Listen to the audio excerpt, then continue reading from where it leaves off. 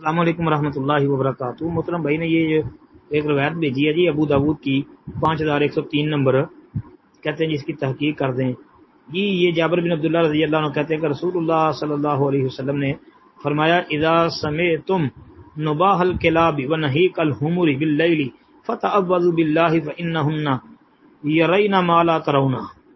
اچھا جی، یہ جابر بن عبداللہ بیان کرتے ہیں نبی اللہ نے فرمایا جب تم رات کو کتوں کا بھونکنا اور گدھوں کی آوازیں سنو تو اللہ کی پناہ طلب کرو، بلا شبہ یہ وہ کچھ دیکھتے ہیں جو تم نہیں دیکھتے ہو۔